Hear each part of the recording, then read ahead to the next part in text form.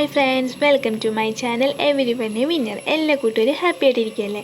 അപ്പോൾ നമുക്ക് ഇന്നത്തെ ഇംഗ്ലീഷ് വർക്ക്ഷീറ്റ് നോക്കാം. എന്തൊക്കെയായിരുന്നു? Make a riddle about any one of the water animals. പിന്നെ read the passage a day with Anna.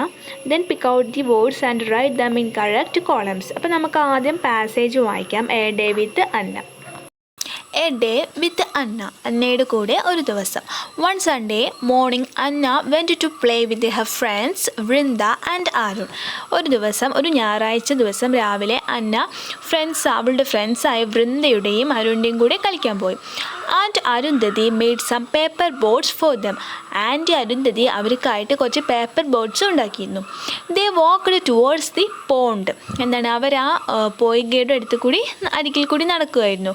Hey, it's full of water. Arun jumped with joy. It's full of water, ഇത് നിറയെ വെള്ളമാണ്, അതായത് പൊയ്കയിൽ നിറയെ വെള്ളമാണെന്ന് പറഞ്ഞുകൊണ്ട് അരുൺ സന്തോഷത്തോട് കൂടിയിട്ട് അല്ലെങ്കിൽ ഉത്സാഹത്തോട് കൂടിയിട്ട് ആ ഒരു പോണ്ടിലേക്ക്, ആ പൊയ്കയിലേക്ക് ജമ്പ് ചെയ്യാണ്, ചാടാണ്. He put his paper boat, fishing net, bottle, hook and shirt on the bank and dived into the pond.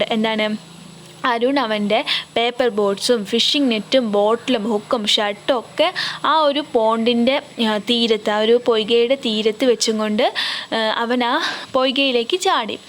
Anna and her friends clapped their hands. അന്നയും അവളുടെ ഫ്രണ്ട്സും എന്ത് ചെയ്തു? ക്ലാപ്പ് ചെയ്തു, അതായത് കൈ കൊട്ടി. There were red fish, frogs, crabs and small tortoise in the pond. ആ പോണ്ടിൽ, ആ പൊയ്കയിൽ എന്തൊക്കെ ഉണ്ടായിരുന്നു? റെഡ് ഫിഷ് ഉണ്ടായിരുന്നു, ഫ്രോഗ്സ് ഉണ്ടായിരുന്നു, ക്രാബ്സ് ഉണ്ടായിരുന്നു, അതുപോലെ തന്നെ സ്മാൾ ടൊട്ടോയ്സ്, ചെറിയ ആമകളൊക്കെ ഉണ്ടായിരുന്നു. Suddenly it start raining. പെട്ടെന്ന് മഴ പെയ്യാൻ തുടങ്ങി. They ran to Anna's house. അവർ പെട്ടെന്ന് അന്നയുടെ വീട്ടിലേക്ക് ഓടി.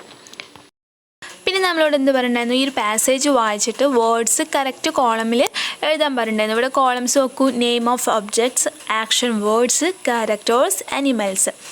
നെയിം ഓഫ് ഒബ്ജക്റ്റിൽ എന്തൊക്കെ വരും? Hook, paper boat, fishing net, bottle, shirt. അതൊക്കെ ഒരു സാധനമാണ് അല്ലേ? അതായത് പേപ്പർ ബോട്ട്, തോണി എന്ന് പറഞ്ഞ, അതുപോലെ വല, മീൻ പിടിക്കുന്ന വല എന്നൊക്കെ പറഞ്ഞാൽ ഒരു ഒബ്ജക്റ്റാണ്. ഇനി ആക്ഷൻ വേർഡ്സ്, അതായത് ചെയ്യുന്ന കാര്യമാണ്. ക്ലാപ്പ്ഡ് എന്ന് പറഞ്ഞാൽ കൈയടിക്കുക, ജംപ്ഡ് എന്ന് പറഞ്ഞാൽ ചാടുക, സ്റ്റാർട്ടഡ്, ഡൈവേർഡ്, റാൻ, വെൻറ്റ്, മെയ്ഡ്, വാക്ക്ഡ്. ഇതൊക്കെ ആക്ഷൻ വേർഡ്സ്, ഇതൊക്കെ പ്രവൃത്തികളാണ്. ദെൻ ക്യാരക്ടേഴ്സ് പറഞ്ഞാൽ ഇത് ഓരോ കഥാപാത്രങ്ങൾ. ഇവിടെ ആരൊക്കെയാണ് കഥാപാത്രങ്ങൾ? അന്ന, വൃന്ദ, അരുൺ ആൻഡ് അരുന്ധതി. അപ്പോൾ അവരൊക്കെ ക്യാരക്ടേഴ്സിലാണ് വരിക. Then animals, tortoise, crabs, frogs, red fish ഒക്കെയാണ് ആനിമൽസിൽ വരിക. ഇനി നമുക്ക് റിഡിൽ വായിച്ചു നോക്കാം. I am an animal with long sticky tongue. I can hop and I can walk. I am an animal with webbed feet.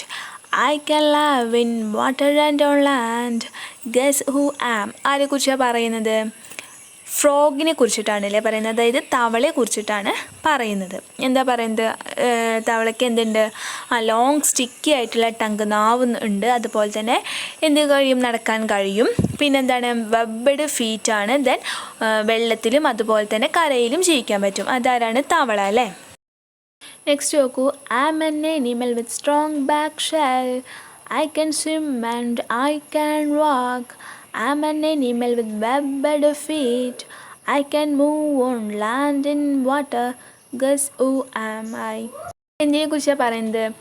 Tortoise, അതായത് ആമയെ കുറിച്ചിട്ടാണ് പറയുന്നത്. ആമയുടെ പുറന്തോടുണ്ടല്ലോ, നല്ല സ്ട്രോങ് ആയിട്ടുള്ള പുറന്തോടായിരിക്കും. അതുപോലെ തന്നെ നീന്താനും, അതുപോലെ തന്നെ കരയിൽ കൂടെ നടക്കാനും, അതുപോലെ തന്നെ പുഴയിൽ കൂടെ എന്ത് ചെയ്യാൻ പറ്റും? സ്വിം ചെയ്യാനും നീന്താനും കഴിയും. അതിനെ കുറിച്ചാണ് പറയുന്നത്. ടോർട്ടോയ്സ്, ആമയെ കുറിച്ചിട്ടാണ് പറയുന്നത്. I am a bird with olive feather. I can swim and I can walk. I am a bird with webbed feet.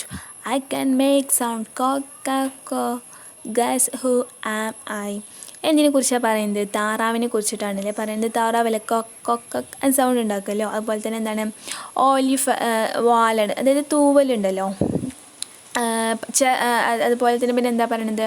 കരയിൽ സ്വിം ചെയ്യാനും, അതുപോലെ തന്നെ പുഴയിൽ കൂടെ ഇങ്ങനെ നീന്താനും, അതുപോലെ തന്നെ കരയിൽ കൂടെ നടക്കാനും പറ്റും. ഇത് ഡക്കിനെ കുറിച്ചിട്ടാണ്, അതായത് താറാവിനെ കുറിച്ചിട്ടാണ് പറയുന്നത്. ഇതുപോലെ ഒരു റിഡിൽ നമ്മളോട് ഉണ്ടാക്കാൻ പറഞ്ഞിട്ടുണ്ട്. അപ്പോൾ നമ്മൾ ഡോൾഫിനെ കുറിച്ചിട്ടാണ് ഇവിടെ ഒരു എക്സാമ്പിൾ കൊടുക്കുന്നത്. നിങ്ങൾക്ക് ഇഷ്ടപ്പെട്ട ആനിമൽസിനെ കുറിച്ചിട്ടോ അല്ലെങ്കിൽ ബേർഡ്സിനെ കുറിച്ചിട്ടോ നിങ്ങൾക്ക് എഴുതാം. I'm an animal with 2 stomachs. I'm an animal, I can dive. I'm an animal with intelligent brain. I can playing with other animals living underwater.